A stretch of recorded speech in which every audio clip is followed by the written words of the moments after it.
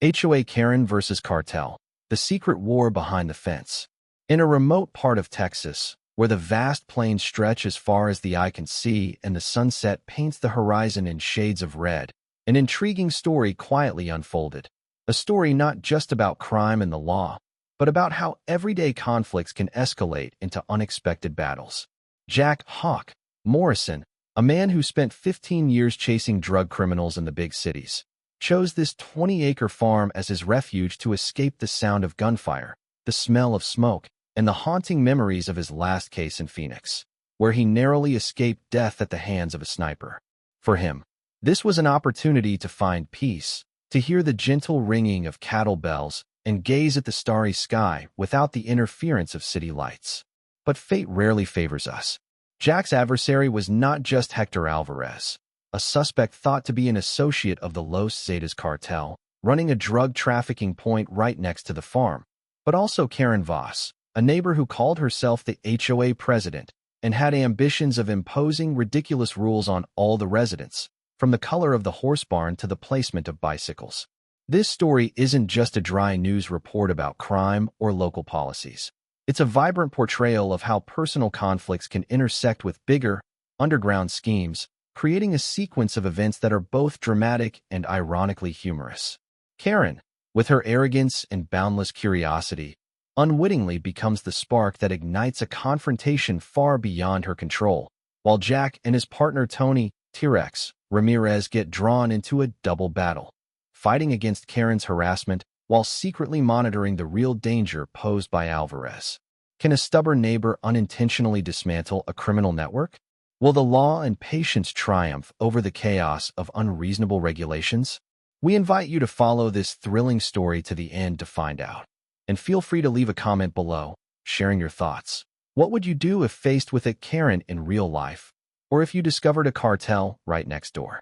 Your thoughts are valuable, so join the discussion and explore more similar stories on the HOA Karen Files channel, where we bring unique perspectives on the law, community, and never-boring neighbors. It all started 8 months ago when I, Jack Morrison, decided to leave behind the days of chasing drug criminals in the big cities.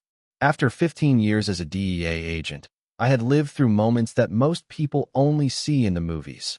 Late-night raids, the deafening sound of gunfire mixed with screams, and the cold, emotionless stares of criminals in the interrogation room. That job not only required bravery, but also wore down my soul day by day. I longed for peace, a place without police sirens, without the acrid smell of gunpowder, and without the nightmares that dragged me out of sleep. My last case in Phoenix was the wind that pushed me to make that decision. It was a hot summer night, the air thick and suffocating. We were taking down a major drug operation.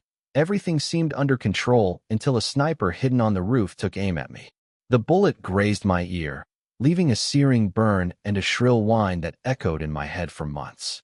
I survived, but the stench of gunpowder, the metallic slice through the air, and the chilling feeling of facing death took root deep in my mind.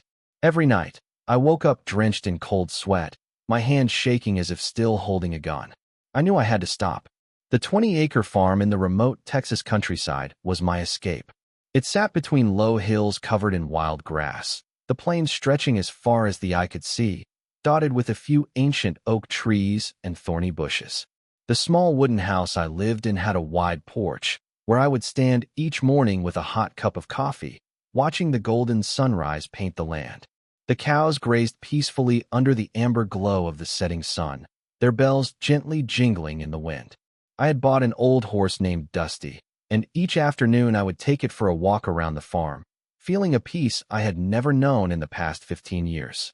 The night sky here was a masterpiece, clear, sparkling with millions of stars, unmarred by the glow of city lights. I would often lie on the grass behind the house, listening to the chirping of crickets and the wind rustling through the trees, letting nature soothe the invisible scars on my soul. I thought I had finally escaped the troubles, that this would be the place where I could find myself after years of chaos. But I was wrong. 3 days after moving in, Karen appeared. I was standing by the horse barn, holding a feed bucket for Dusty, when I heard the whine of an engine in the distance. An old golf cart, with peeling white paint and a flashing yellow light on top that blinked uselessly in the daylight, rolled up to the farm gate. Karen was behind the wheel, her posture smug as if she were the queen of the land. She stepped out of the car, holding a thick compliance checklist and wearing an expensive pair of binoculars around her neck, which I later discovered she had purchased with HOA funds, unbeknownst to anyone. "Welcome to the neighborhood," she said in a sweet but insincere voice, her cold blue eyes scanning every detail of my farm. She stopped in front of the barn painted a deep red, the color I chose because it reminded me of peaceful days back home, and frowned. "What color is this barn?" "It's awful. It's ruining the community color scheme," she said, pointing at the barn as if it were an unforgivable stain. I shrugged, replying flatly, "This farm isn't in your area." Karen sneered, her lips pressed into a thin line, a glint of challenge in her eyes. "Just wait, buddy." I could feel the danger radiating from her, not the kind from guns, but the relentless, authoritarian kind of someone who wants to control everything. Next to me was Tony T-Rex Ramirez, a former colleague from the DEA who had recently moved here to work with me. Tony was a head shorter than me, but tough and quick, with short black hair and eyes always gleaming with mischief. He had a dark sense of humor, the kind that helped us get through the tensest moments in our cases, and a habit of chewing gum at all times, even when facing danger. He spat a piece of gum on the ground, watching Karen leave with a mocking glance. "She looks like she just stepped out of a B-horror movie, with that golf cart and those binoculars. What's she planning to do, birdwatch?" he whispered to me, his tone both funny and cautious. I chuckled lightly, but I couldn't deny the uneasy feeling. "Be careful, Hawk," Tony said, his voice more serious this time. "People like her don't know when to stop. They'll dig until they find something to latch onto." I nodded, watching Karen's figure disappear in the distance, the golf cart whizzing away. Rex, my loyal German shepherd, stood beside me, his fur standing on end, growling softly in his throat as if he, too, sensed the threat from this woman. I patted Rex's head, whispering, "Easy, buddy." But deep down, I knew my brief moment of peace had officially ended. Karen wasn't just the HOA president. She was a self-proclaimed tyrant, ruling the neighborhood like an outdoor prison with an unyielding iron fist. Every day, as the first light of dawn broke, Karen would rise, donning a faded green polo shirt with the crooked HOA logo embroidered on it, a cap pulled low over her curly, bleached blonde hair, and hop into her old, faded white golf cart to begin her patrol mission. The whine of the engine echoed steadily along the dirt road, the yellow flashing light flickering weakly, almost as a silent warning to anyone daring to challenge her power. In Karen's hand was a thick, black, ink-stained notebook where she meticulously recorded every violation, no matter how minor. A bicycle slightly off the path, a trash can left slightly open, or a bush growing a few centimeters beyond the perfect boundary of a fence. She would stop in front of each house, pull out a measuring tape from her pocket, and measure the distance from the tree trunk to the edge of the sidewalk with the focus of an engineer, then shake her head and sigh as if she had discovered a serious crime. "Unacceptable," she would mutter, her pen swiftly scratching across the paper, her cold eyes sharp like a hunting hawk. For me, Jack Morrison, a retired DEA agent, Karen seemed to have a special, almost obsessive attention. Perhaps she sensed the challenge in my calm demeanor, or maybe she simply couldn't stand the fact that I never bowed to her ridiculous rules. She hated my dog, Rex, a gray-haired German shepherd I had rescued from a drug bust over a decade ago. Rex had once been my partner, tracking the most dangerous criminals down dusty roads, and now he spent his days peacefully retired by my side on the farm. But whenever Karen would drive her golf cart slowly by my wooden fence, Rex would growl, his fur standing on end, his dark brown eyes tracking her every move like a loyal bodyguard. "His barking is disturbing the retired folks," Karen would complain, pointing at Rex as though he were a wanted criminal. I would stand there, petting Rex's thick coat, feeling the warmth of my old friend, and reply with a smirk, "He's more polite than some of the nosy ones, Karen." She would glare at me, her lips pressed into a thin line, but wouldn't say anything further, just jotting down another line in her damned notebook. Karen didn't like my old Ford truck either, a 1995 F-150, dark blue, with paint scratched from years of use. I had driven it through thrilling high-speed chases on the highways, camping trips in the wild, and now it rested on the gravel driveway in front of my house. For Karen, it was an aesthetic hazard. "You should park on concrete like everyone else," she would say, her tone commanding as if I were her subordinate. I crossed my arms, leaning against the truck door, and scoffed. "Gravel doesn't crack like your plastic sidewalk, Karen." She would purse her lips, her eyes blazing with fury, as though she wanted to set me on fire right there, but I knew she couldn't do anything. My farm was outside her HOA jurisdiction, a free zone she couldn't touch, and that made her more furious than anything. But the real trouble exploded one calm afternoon, as I was brushing Dusty, the old horse I had bought with the farm, standing quietly under a clear blue sky. The sunlight spilled gently onto the grass, filling the air with the sweet scent of freshly cut hay. Dusty stood still, his large eyes half closed in enjoyment, his long tail swishing gently, as if keeping rhythm with the old melody I hummed. Suddenly, a strange buzzing sound cut through the silence, like a giant bee buzzing overhead. I looked up and immediately saw a small, shiny drone hovering above the horse barn. Its camera was pointing straight at me, the sunlight reflecting off its metallic surface, making it look like a curious eye, never blinking. I knew right away it was Karen. She had bragged about her surveillance technology at a neighborhood meeting that Tony T-Rex Ramirez, my friend, had overheard while pretending to mow the lawn. "Does she have no boundaries?" I muttered, my grip tightening on the brush handle, my knuckles turning white. I waved at the drone with a forced smile, as if greeting an unwelcome guest, then calmly walked into the house. A plan began to form in my mind. I opened the wooden cupboard in the corner of the room, pulling out a 12-gauge shotgun, a gift from my father, who taught me to shoot when I was just a clumsy kid. The weight of the gun in my hand felt familiar, almost like an extension of myself. I stepped outside, aimed at the hovering drone, and fired. The shot rang out, the sharp sound echoing across the fields, sending the nearby birds scattering in panic. The drone exploded into pieces of plastic and metal, falling to the ground like useless confetti. Tony, sitting on the porch with a beer in hand, burst into laughter. "Nice shot, Hawk. But she's not going to let it go, my friend." I shrugged, slinging the gun over my shoulder like a trophy. "Let her come. I'm ready." Less than 20 minutes later, the whine of the golf cart engine echoed again from afar, growing closer. Karen stormed up to the gate, stopping in a cloud of red dust. She stepped out, her face flushed with anger, her eyes blazing as if she wanted to burn down my farm.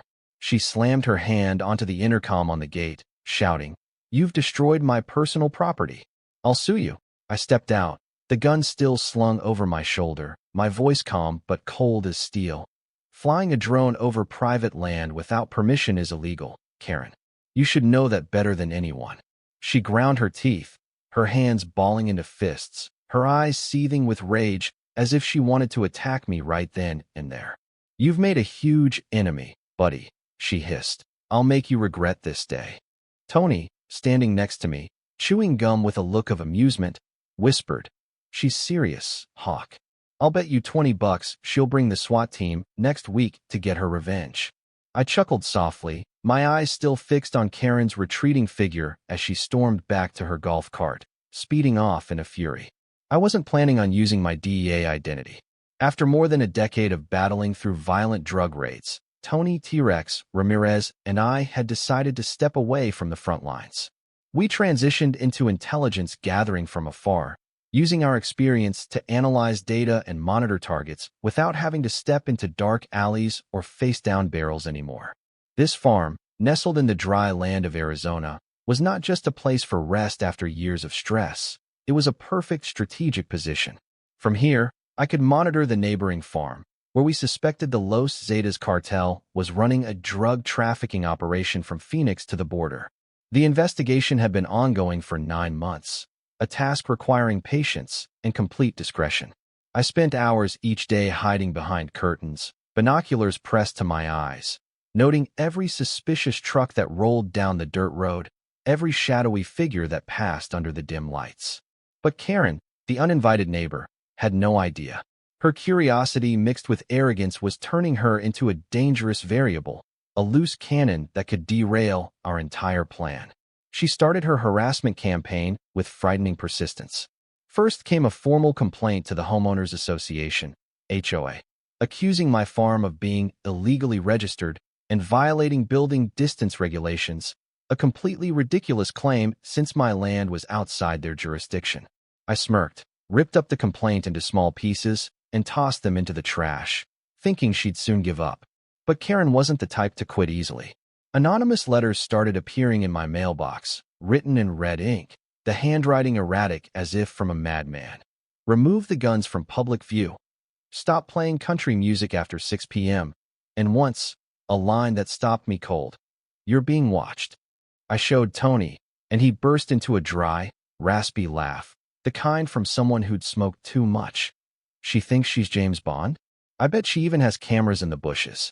Want me to go check? I shook my head, shoving the pile of letters into a drawer, trying to stay calm. But deep down, I knew Karen wasn't just a nuisance. She was a growing threat. Then I discovered a bigger secret, one that escalated things beyond control. One night, when I was finally sleeping without nightmares, a strange screeching noise from the water system jolted me awake. I sat up, straining my ears in the silent darkness, and realized the water pressure in my private well was dropping abnormally at 4 a.m. A bad feeling crept over me. I quickly threw on an old jacket, grabbed a flashlight, and stepped outside. The cold night wind hit my face, carrying the scent of dry earth and burning grass. After nearly an hour of searching along the fence, I discovered the culprit. A PVC pipe cleverly buried beneath the soil, leading straight from my well to Karen's rose garden. The garden she always bragged about being the pride of the neighborhood during every tea party with the neighbors. I knelt down, feeling the cold plastic, a surge of anger rising like wildfire. Tony, awakened by my footsteps, lazily stepped outside with a steaming cup of coffee in hand. He looked toward the flashlight's beam, then shook his head. She's not just crazy, she's a twisted genius. I bet she's been planning this for a year. I didn't call the police, not yet. Instead, a mischievous idea flickered in my mind. I quietly installed a diversion valve, redirecting wastewater from the farm's manure pit into that pipe. 2 days later, the area around Karen's house reeked of the foul stench of sewage. Her once proud rose bushes withered in an instant, their bright red petals falling to the brown, dull earth, and the green grass now looked like a pathetic trash dump. Tony stood from a distance, took a long drag, and burst into laughter. "Hawk, you just turned her garden into a public landfill. I want to take a picture and hang it on the wall." Karen didn't waste time responding. That afternoon, she stormed up to my gate like a whirlwind, her face flushed with rage, her golden hair blowing wild in the wind. "What did you do to my irrigation system?" she screamed, her shrill voice cutting through the evening bird songs. I stood leaning against the gatepost, shrugging nonchalantly. "I just helped water your plants, Karen. What's the problem?" She growled, pointing at me. "Don't play dumb. I'll sue you for property damage." Tony, now appearing behind me, chewed gum with an unmistakable grin on his face, chiming in. "Can she even sue when she's stealing water? I think the cops would love to hear about this." Karen froze for a moment, her eyes blazing with fury, but she turned and stormed off, throwing one last threat. "You'll pay for this." I watched her disappear behind the trees, feeling both satisfied and worried. Tony patted my shoulder. "She won't stop, Hawk. Get ready. This is just the beginning of the real battle." Karen didn't sue. She did something worse. With the patience of someone who never abandons their goals, she launched a new campaign, merging my land into the Homeowners Association, HOA. Every day, as the sun just peaked above the horizon, Karen was ready, dressed in a crisp white blouse with the HOA logo embroidered in bright gold, holding a thick stack of documents and a red pen. She went door to door, knocking with a forced smile but cold eyes, pressuring residents to sign her petition. "You know," she said to one neighbor in a sweet voice laced with an underlying threat, "that man, Jack Morrison, is a real danger. He has guns, a vicious dog, and who knows what he's hiding in that horse barn.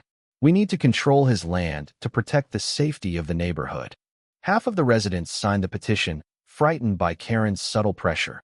They knew that if they refused, she would find a way to retaliate with absurd fines or surprise inspections. The other half thought she had lost her mind, but no one dared speak out. An old man named Fred, with silver hair and thick glasses, signed the petition while lying flat in bed from food poisoning. 2 days later, after recovering, he hobbled over to my farm, holding a loaf of homemade bread as an apology. "She caught me while I was throwing up," Fred said, his voice trembling with embarrassment. "I didn't think it through, Jack. I'm sorry." I patted his shoulder, feeling the sincerity in his cloudy eyes. "It's fine, Fred," I replied. "I understand. She's a nightmare. But Karen wasn't the main reason I came here, even though her antics were causing trouble. The truth is, I, Jack Morrison, didn't choose this farm just to rest after my years as a DEA agent. This place, nestled between low hills and far from the residential area, was an ideal observation point for a secret mission. Not far from my farm, just over a barbed wire fence and down a red dirt road, was Hector Alvarez's land, a notorious money launderer for Los Zetas, one of the most dangerous cartels from Mexico. Alvarez wasn't just a petty criminal. He was a crucial link in the network transporting drugs and dirty money from Phoenix across the border. The DEA had been monitoring him for 2 years, but he was too clever, always keeping his distance and never leaving any openings. Tony T-Rex, Ramirez, and I were tasked with remote surveillance, turning my farm into a covert base to monitor his every move without alerting him. We had installed hidden cameras in the bushes, recorded every radio conversation, and tracked every vehicle that entered and left Alvarez's farm. That was the real reason I came here, not to live peacefully, but to complete a mission that could dismantle part of Los Zetas. But Karen's curiosity and noisy actions were inadvertently threatening the safety of the entire operation. One night, when the sky was pitch black with only a faint moon hanging in the air, Tony was sitting in our makeshift control room, a small room at the back of the house with monitors and listening equipment, when he spotted a black truck parked behind the trees near the farm. The truck had no lights, no license plate, and its engine was off, but its presence exuded a sense of danger. "Hawk, that's not Karen's people," Tony said, his voice tight with a rare tension. "I bet Alvarez is spying on you." I walked over to the window, pulled back the curtain just slightly, and peered through the night vision binoculars. Through the security camera, I clearly saw a large man, wearing sunglasses despite the dark, holding binoculars, watching straight into my horse barn. The moonlight illuminated his chiseled face, revealing a long scar running from his temple to his chin, a sign of someone unafraid of violence. "Karen's making so much noise that she's drawing attention from the cartel," Tony smirked, but his smile couldn't mask his concern. "This is just great." I clenched my fist, the adrenaline surging like the old days on the front lines. "We need to be careful," I said, my voice low but firm. "If Alvarez gets suspicious, he won't hesitate to strike. But I won't let her or the cartel ruin this mission." Karen had no idea that her thoughtless actions had inadvertently stirred both sides. On one hand, there was me, Jack "Hawk" Grayson, along with Tony, 2 DA agents secretly monitoring the activities of Alvarez's cartel in this remote rural area. And on the other hand, there was the cartel, ruthless with anyone who dared to encroach on their territory. With the blind persistence of someone who doesn't recognize limits, Karen decided to escalate her personal battle by hiring a private investigator. The guy's name was Carl, a disheveled man with messy hair like a bird's nest, bleary eyes hidden behind thick glasses, and a scruffy beard that hadn't seen a razor in ages. Carl always wore a worn-out brown trench coat, drove a beat-up silver sedan from the 1980s, its engine roaring and wheels screeching every time he shifted gears. He parked his car behind a thick row of oak trees about 100 meters from my farm, thinking he was hiding expertly with his long telephoto lens aimed at my horse barn. But for a former agent like me, trained to spot surveillance from a distance, Carl's presence was as obvious as a billboard in the middle of an empty field. Tony, ever the prankster, couldn't resist turning the situation into a joke. He dragged a folding chair out to the front yard, placed it right in the line of sight of our surveillance cameras around the farm, and grabbed a large bag of popcorn. Tony plopped down in the chair, munching away, and stared straight into Carl's lens, then waved. "Hey there, buddy. Is filming fun? Want me to strike a cooler pose?" Carl, clearly taken aback by the response, fumbled to quickly detach the lens, even knocking over his cup of cold coffee onto the seat of his car. Less than an hour later, he revved the engine and sped off, leaving a thin trail of smoke from the rusty exhaust pipe. Tony turned to me, laughing loudly. "Hawk, I just sent a second-rate paparazzi packing. But Karen won't stop. She's as stubborn as a mule." And sure enough, Karen had no intention of stopping. Her war with me, originating from my refusal to let her tap into my well water for her land, had now escalated into an unrelenting harassment campaign. One night, when the sky was pitch black with only a faint moon hanging like a weak light streak, I was deep in the rare sleep I'd been craving after several stressful days when the motion sensors around the farm suddenly triggered. Red lights flashed brightly like Christmas decorations, yanking me out of bed.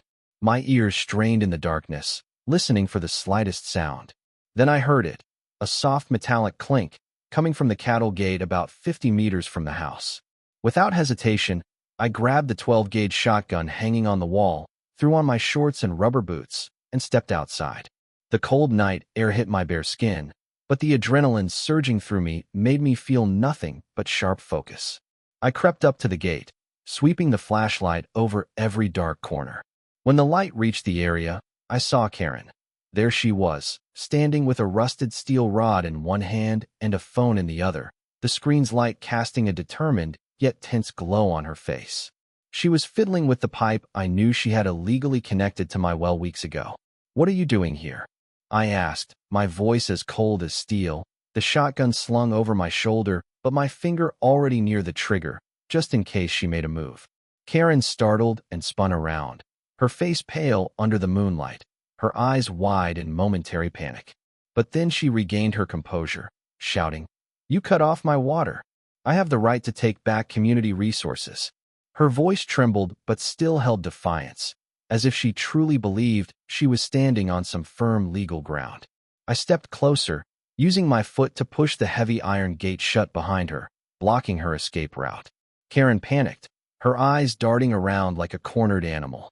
She pulled out her phone, her hands shaking as she dialed 911, then screamed into the receiver, "Police! I'm being detained by a dangerous man. I'm Karen Voss, the HOA president of this area." Tony, now awake and stepping out of the house with a steaming cup of coffee in hand, stood behind me and chuckled. "She's really calling the cops. I lost $20, Hawk. I bet she's just bluffing." Less than 10 minutes later, a police car slowly rolled down the dirt road leading to the farm, headlights off to avoid drawing attention. Sheriff Bill Dawson stepped out of the car, a tall man with graying hair and eyes as sharp as a razor, holding a flashlight to scan the scene. I'd known Bill for years. He'd been a cop in Phoenix and had assisted the DEA in several major cases before moving to this rural area. When I silently showed him my DEA badge, Bill nodded, his eyes reflecting understanding without the need for lengthy explanations. Karen, standing a few steps away, still didn't realize the gravity of the situation. She continued to scream, "He's locking me up. He's a danger to the neighborhood." But Bill ignored her, his gaze sweeping over 3 unmarked SUVs parked discreetly near the fence. The DA team, ready for a raid on Alvarez's farm just under 2 miles away. "Jack, what's the situation?" Bill asked, his voice low but concerned. "Karen broke in at midnight, trying to sabotage the water line," I replied, pointing at the rusted rod still lying at her feet. Bill sighed and turned to Karen. "You should go home, Karen. Don't make things worse for yourself." But Karen wasn't done. She stomped her foot and yelled, "I have proof. He's hiding drugs in the horse barn." I took pictures. She raised her phone, showing blurry photos of feed bags and fertilizer piles stacked in the barn, things she, with her wild imagination and lack of knowledge, called suspicious chemicals. Karen's report quickly made its way from the local police station to the DEA's narcotics team, and before long, I had it in my hands through Tony. He called me, his voice filled with chuckles. "Hawk, she's officially accusing you of being a drug dealer because your barn smells weird. What do you think of her detective skills?" I sighed, rubbing my temple to suppress the growing frustration.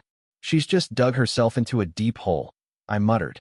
Tony, still joking, added, "I bet Alvarez will love it if he finds out someone's snooping around here.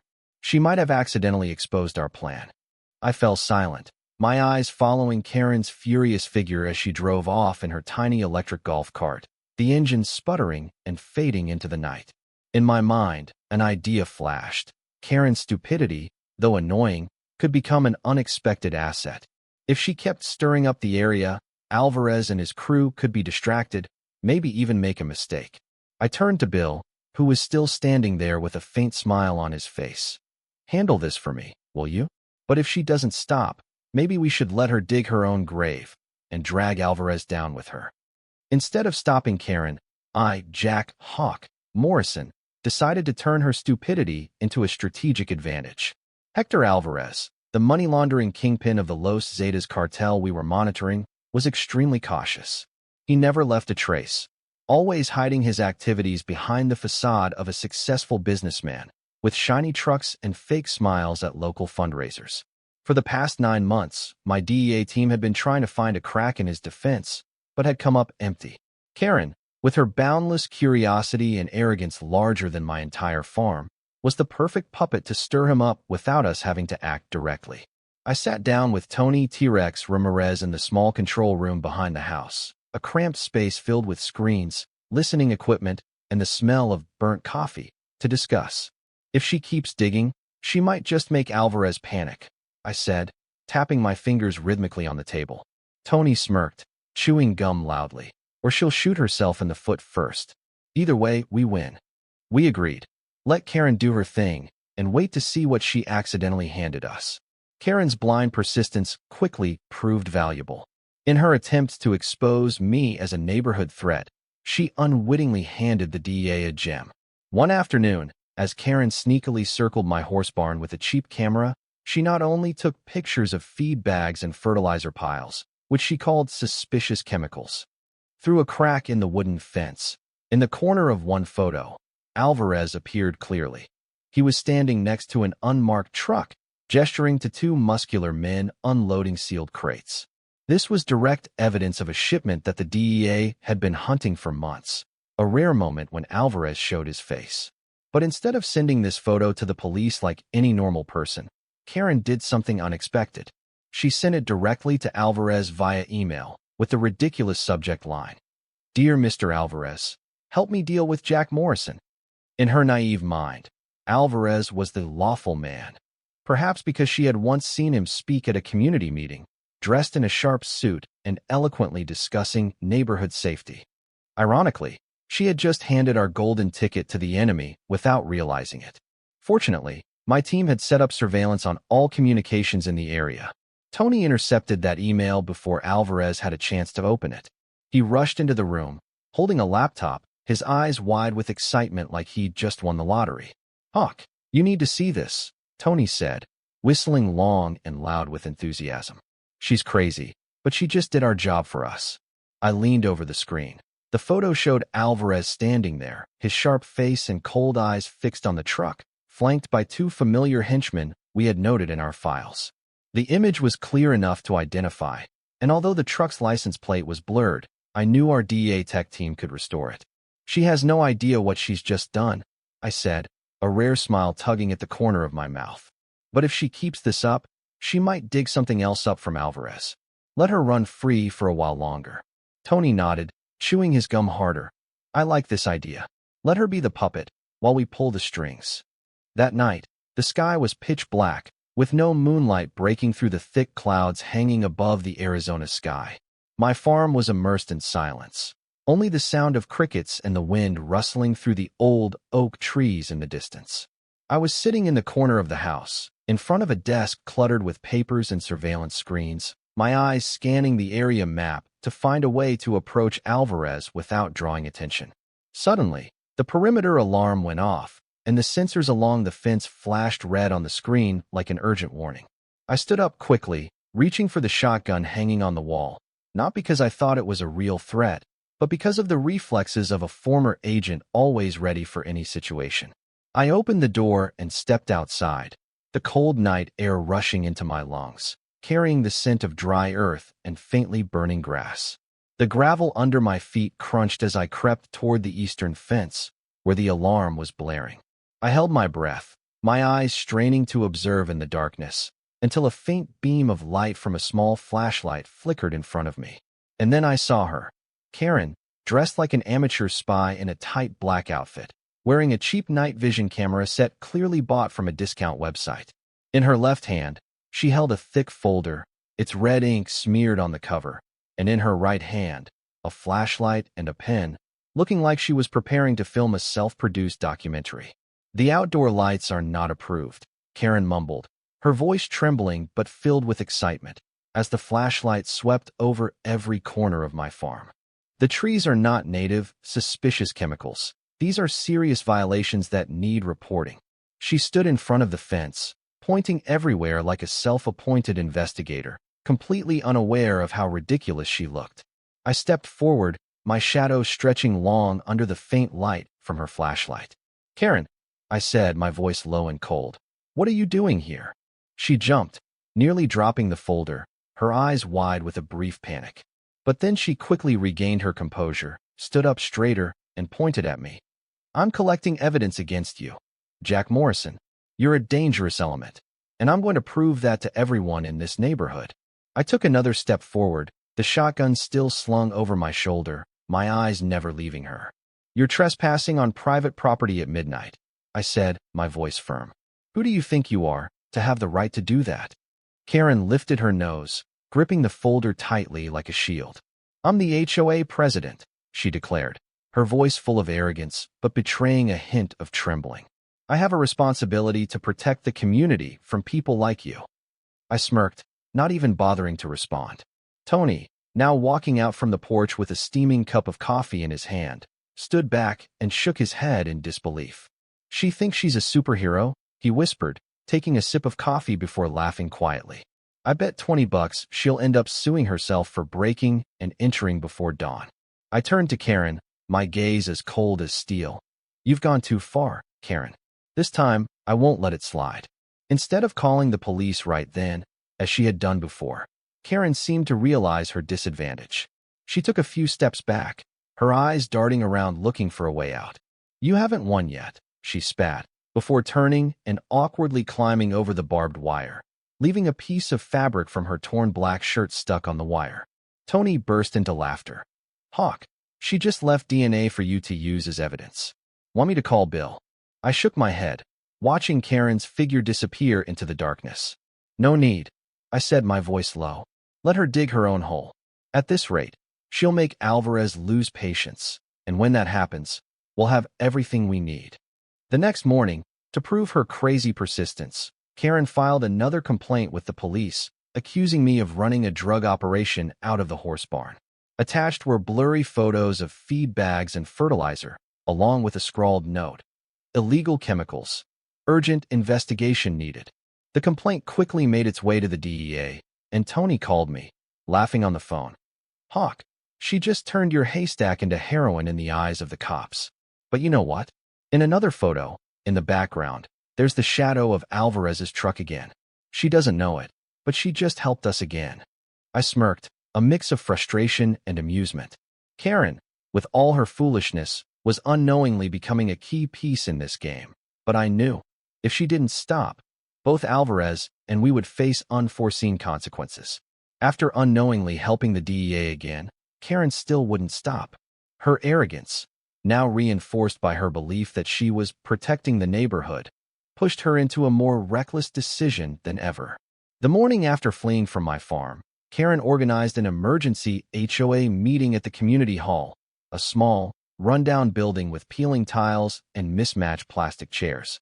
She stood on the podium, holding a crackling old microphone, dressed in a neatly pressed white blouse with the HOA logo, her sharp green eyes scanning the crowd of about 20 residents who were yawning. "We have a serious threat in the neighborhood," she declared, her tone like that of a wartime leader. "Jack Morrison has violated all our rules, and I have proof that he's linked to dangerous criminals." She raised the thick folder high, now carefully bound like an official report, and projected blurry photos of my barn along with the unintentional photo of Alvarez onto an old, rusty projector. The crowd murmured, some curious, others just wanting to get home and watch football. Fred, the man who had apologized to me earlier, whispered to Mrs. Martha beside him. she's lost it again. I just want to live in peace. But Karen didn't care. She had gone too far to turn back. What Karen didn't know was that one of the attendees at the meeting wasn't a regular resident. The man sitting in the back row, wearing a baseball cap pulled low and a black leather jacket, was Alvarez's henchman, a man known as El Cuervo, the Crow, in the Los Zetas cartel. He had been sent to monitor the area after Alvarez received Karen's strange email, though its contents had been intercepted by Tony. When Karen projected the photo of Alvarez on the screen, El Cuervo squinted, gripping his phone tightly in his pocket. He stood up quietly, left the meeting, and immediately called Alvarez. "Boss, there's a stupid woman here holding your picture and the truck. She's accusing the neighbor, but she knows too much. What should we do?" Alvarez, on the other end of the line, stayed silent for a long moment, his voice lowering like cold stone. "Take care of both of them. Leave no trace." Meanwhile, Tony and I were at the farm, preparing for the next step of the plan. I sat in front of the surveillance screen, analyzing the photo Karen took, while Tony checked the listening equipment to ensure we could pick up any signals from Alvarez. "She really is an accidental gold mine," Tony said, chewing his gum with delight. "If she keeps making noise, Alvarez will have to show his hand." But I didn't answer. An ominous feeling suddenly rose in me. I'd faced enough criminals to know when danger was approaching. And then, the perimeter sensors blared again, but this time, not just one point. Both the east, west, and south directions were flashing red. "Tony," I said, my voice tense, "get the guns ready. We've got company." Tony spat his gum out, reaching for the AR-15 under the table. "Damn, is it Alvarez?" I stepped outside, shotgun in hand, my eyes scanning the darkness. The night air felt heavy, the scent of dry earth mixed with something else, the faint smell of gasoline from a distance. Then I heard it, the low rumble of engines, not the usual hum of Karen's golf cart, but the deep growl of trucks. 3 black vehicles appeared from different directions, headlights off, quietly surrounding the farm. I turned back to the house, whispering to Tony, "We're being ambushed. Call the DEA team now." But before Tony could dial, a familiar figure rushed out from the bushes near the gate. Karen, pale-faced, clutching the folder tightly like a protective charm. "Jack," she screamed, panic in her voice. "They're chasing me. They have guns." I pulled Karen into the house, slamming the door behind us, while Tony secured the windows with the steel plates we had prepared earlier. "What are you doing here?" I growled, still gripping my gun. Karen trembled, stammering. I came to warn you. After the meeting, a strange man followed me. He said I knew too much."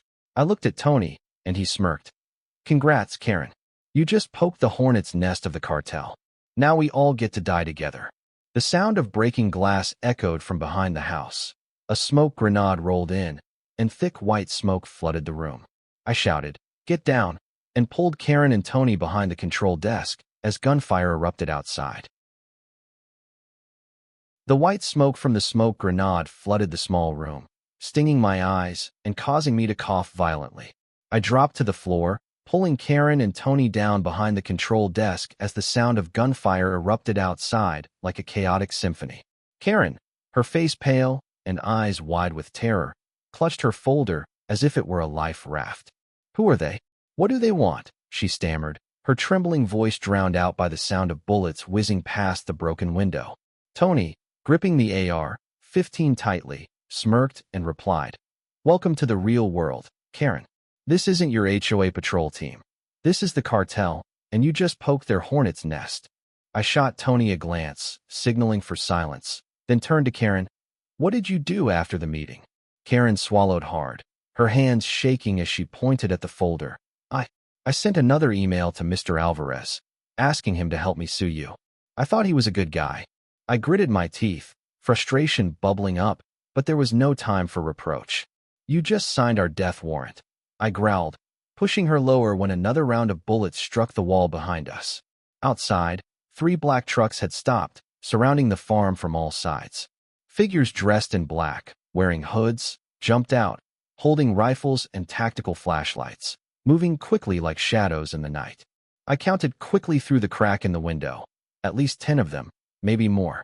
The sound of footsteps crunching on the gravel, the click of magazines being loaded, and whispers in Spanish filled the cold air. "Where's El Cuervo?" one man shouted, his voice raspy. A tall figure with a scar running down his face. El Cuervo, the same man I had seen on the camera earlier, stepped out from the darkness, holding a pistol and a gleaming knife. "Find that bitch first," he ordered, "then deal with the farm owner. The boss wants it clean." I turned to Tony. "We can't wait for the DEA team. We need to hold out for at least 20 minutes. Tony nodded, spitting a piece of gum onto the floor. "Hawk, you take the front, I'll handle the back." "What about her?" I glanced at Karen, now huddled in the corner, and coldly said, "She stays here. If she moves, I'll shoot her myself before the cartel gets to her." I crawled to the front window, ducking behind the thick wooden wall, and aimed the shotgun through a small gap. The light from the outdoor lamps, the same ones Karen had criticized as unapproved, now became an advantage, illuminating Alvarez's men as they drew near. I took a deep breath, my finger pulling the trigger. One shot rang out, and the nearest man collapsed, blood staining the dry ground. "One down," I yelled for Tony to hear. From behind the house, Tony's gunfire responded, accompanied by a yell from another man who had been hit. "Two," he laughed, his voice full of excitement, as if he were playing a video game. But Alvarez's men weren't deterred. They returned fire with a barrage of bullets, striking the walls and windows, sending splinters of wood flying. Karen screamed, covering her ears. "We're going to die. I don't want to die here." I turned back, shouting, "Shut up, Karen. If you hadn't started this, we wouldn't be in this mess." Amid the chaos, I heard the sound of engines in the distance. Not Alvarez's vehicles, but the familiar hum of diesel engines from the DEA SUVs. "Rescue team," Tony shouted from behind, but the brief moment of relief was cut short when another grenade rolled through the window, exploding with a deafening bang. I pushed Karen out of the danger zone, smoke and dust filling the room. El Cuervo took advantage of this moment, leading 3 others through the front door. I jumped up, firing a shot that hit one man in the shoulder, but El Cuervo was quick, charging at me and delivering a punch to my face. I fell, the shotgun slipping from my hands, my head buzzing. He raised the knife, its steel gleaming under the dim light, but before the blade could come down, a loud thud rang out. Karen, trembling, had stood up and struck El Cuervo with her thick folder. He staggered, falling to the side, and I quickly grabbed the gun, shooting him in the leg. "Don't die just yet," I panted. "The DEA will want to have a word with you." The sound of DEA sirens grew louder, headlights cutting through the smoke. The SWAT team rushed in, shouting DEA, "Hands up," drowning out the remaining gunfire from Alvarez's men. El Cuervo groaned on the floor, clutching his leg, while Karen sat down, blinking in disbelief at what she had just done. Tony walked over, patting me on the shoulder. "Hawk, I just lost another $20. Didn't expect her to be useful." I looked at Karen, my expression a mix of anger and surprise. "You just saved my life, but don't expect me to thank you." Karen bit her lip, her voice weak. I just wanted to protect the neighborhood." I shook my head, not bothering to respond, as the DEA team cuffed El Cuervo and began to search Alvarez's farm nearby.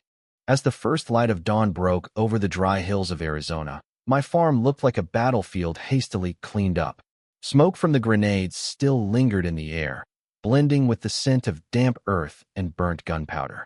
Broken glass was scattered on the floor, the wooden walls pockmarked with bullet holes, and a few feed bags in the horse barn had been torn apart, revealing dry hay swirling in the morning wind. The DEA team had finished the arrests. El Cuervo, clutching his leg and groaning, was handcuffed and shoved into an armored truck along with 4 surviving henchmen. Alvarez's farm, 2 miles away, was now a chaotic scene with police and agents combing through every corner, pulling out crates full of drugs and cash.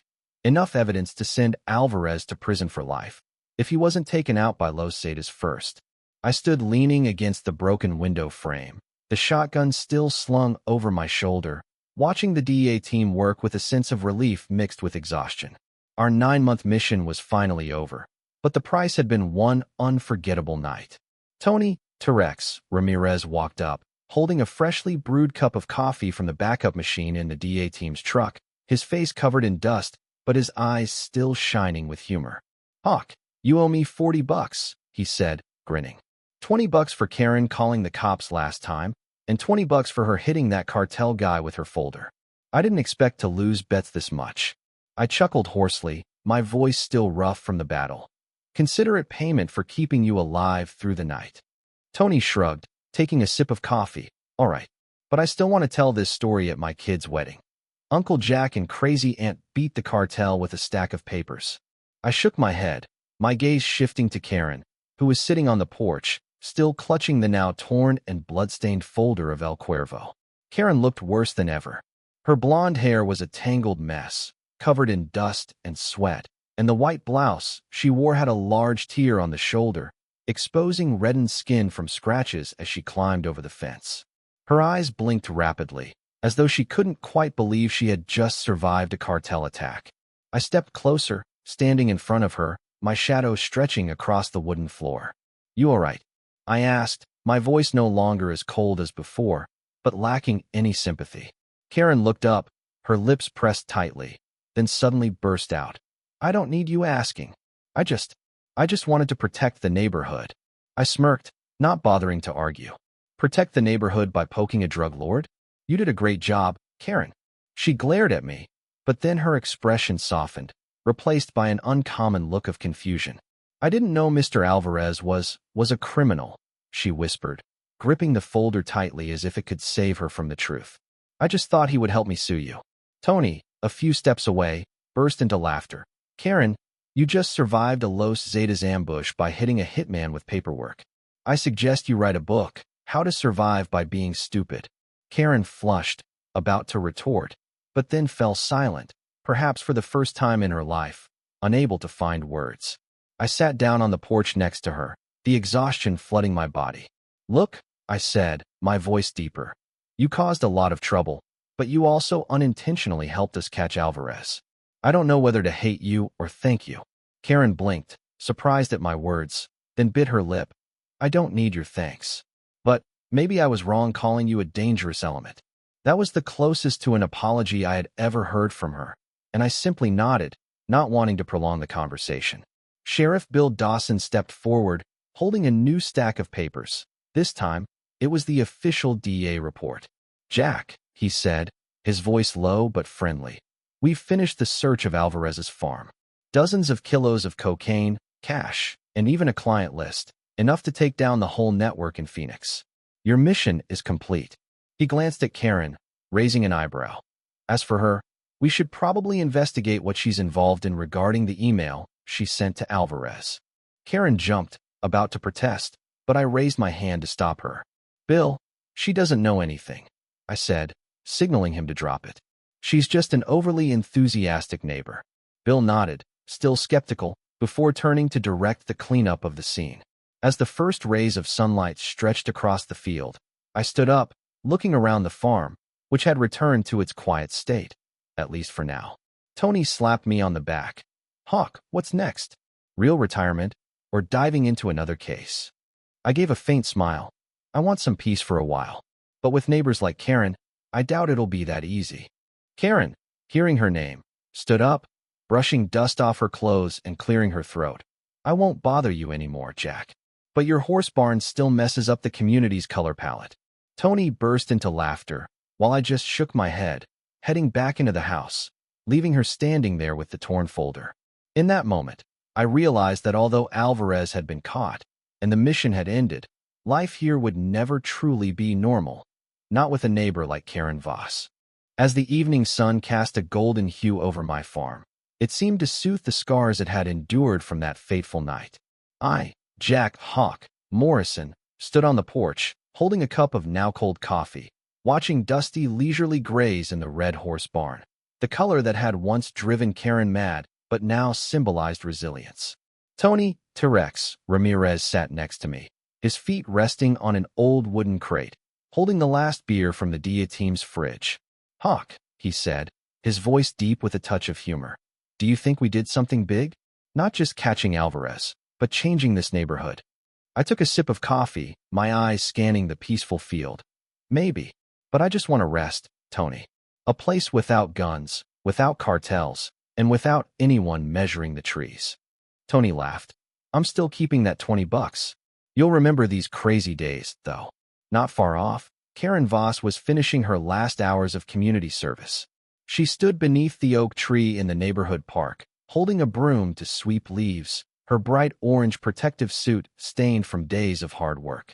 Her blonde hair, tied back behind her head, wasn't as sleek as before, but her eyes still sparkled with that familiar sense of pride. I walked over, not to mock her, but for another reason, something I had been thinking about since the battle.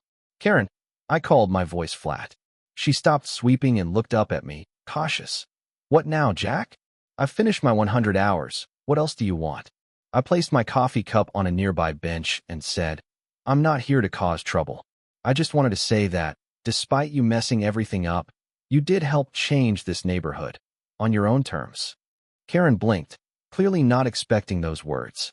"I don't need your pity," she replied, but her tone wasn't as harsh as before. I shrugged and sat down on the bench next to her, exhaustion filling my body. "It's not pity.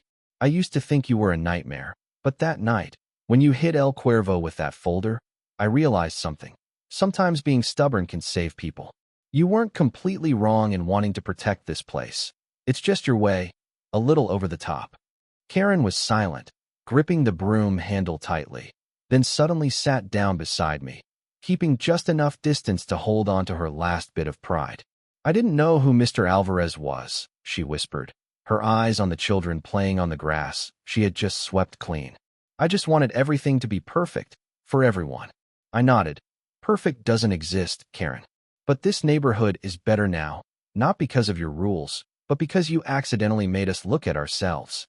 Karen's light punishment, 100 hours of community service and a year-long ban from being HOA president, turned out to be the beginning of a bigger change. Under Mr. Fred's leadership, the HOA was no longer an organization that imposed silly rules. He organized community picnics, encouraged people to plant flowers, paint their houses however they liked, and even let the kids paint on the walls of the community hall, something Karen had once called vandalism. One afternoon, I saw her standing by, watching the kids play, holding an ice cream given to her by Mrs. Martha, a rare smile tugging at the corner of her lips, without a complaint attached. Maybe she had learned that a community doesn't need control to be beautiful. It needs tolerance and sharing. As Tony and I prepared for our fishing trip, a real vacation after months of chaos, I looked back at the farm one last time. Karen walked up to the gate, no longer holding the folder or binoculars, just offering one simple remark. "Jack, if you leave, don't sell this farm. It's part of the neighborhood now." I smirked. "I'll think about it. But you keep this neighborhood peaceful for me. No more measuring fences." She scoffed lightly, but her gaze no longer challenged me. There was a hint of respect in her eyes. As my truck and Tony's pulled away from the dirt road, I realized that life isn't just about battles with cartels or arguments with neighbors. Sometimes, the real meaning lies in finding a way to coexist with different people, like me, Tony, and even Karen. This neighborhood, with all its scars and new lights, was proof of that. And if you're hearing this story, I invite you to share your thoughts. What would you do if you lived next to a Karen like that? Leave a comment and don't forget to subscribe to my channel, HOA Karen Files on YouTube, where I tell stories about strange neighbors, ridiculous rules, and how we find light in the middle of chaos. Together, we can make every neighborhood a better place to live.